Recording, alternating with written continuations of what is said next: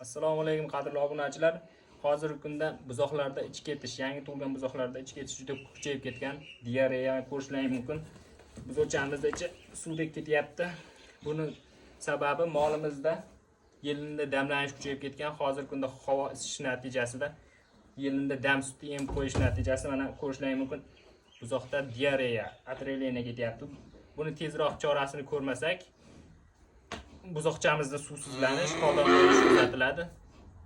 Nojo'ya ta'sirlari buzoqcha ham o'lib qolish ehtimoli bor.